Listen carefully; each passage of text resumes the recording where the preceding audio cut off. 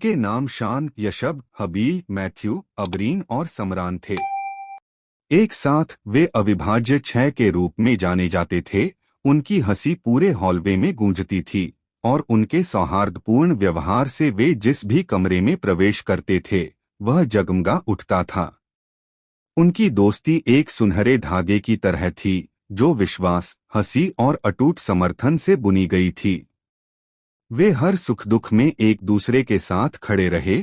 उनके दिल साझा यादों और सपनों के ताने बाने में एक साथ बंधे रहे। लेकिन जैसे जैसे वे बड़े हुए, जीवन ने उनके बंधन की मजबूती की परीक्षा लेनी शुरू कर दी।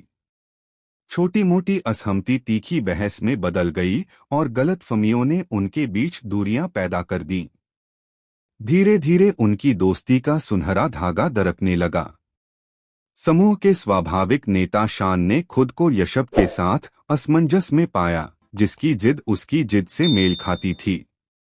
हबील और मैथ्यू, जो कभी सबसे करीबी दोस्त थे, ईर्ष्या और प्रतिस्पर्धा के कारण अलग हो गए। अबरीन और समरान, जो हमेशा तर्क की आवाज रहे थे, उन्होंने खुद को अपने दोस्तों के संघर्षों की आग में फंसा हुआ पाया।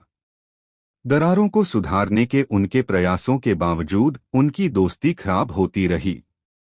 प्रत्येक बीतता दिन उन्हें और दूर करता हुआ प्रतीत होता था, जब तक ऐसा महसूस नहीं होता था कि वह सुनहरा धागा जो उन्हें एक साथ बांधता था, पूरी तरह से टूट गया है। यह उनके सबसे बुरे समय में था जब उन्हें अपनी दोस्ती के असली मूल्य का एहसास हुआ। आंसुओं और क्षमा याचना के माध्यम से उन्हें अपने डर और असुरक्षाओं का सामना करने का साहस मिला।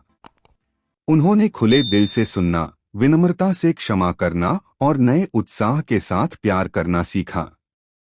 अंत में यह भव्य इशारे या व्यापक वादे नहीं थे जिन्होंने उनकी दोस्ती को बहाल किया। यह एक साथ रहने, जीवन के सुख और दुख दोनों को साझा करने का सरल कार्य था जिसने उनके बीच के बंधन को मजबूत किया।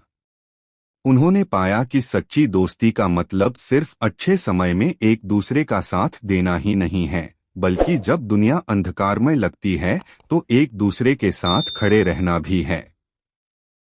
और इसलिए 6 दोस्तों ने अपने बंधन को हमेशा के लिए संजोकर रखने की कसम खाई, यह जानते हुए कि उनकी दोस्ती का सुनहरा धागा जीवन में आने वाली किसी भी बाधा से अधिक मजबूत था। वे साथ साथ हाथ में हाथ डाले चले, उनके दिल सच्ची दोस्ती के उपहार के लिए कृतज्ञता से भर गए।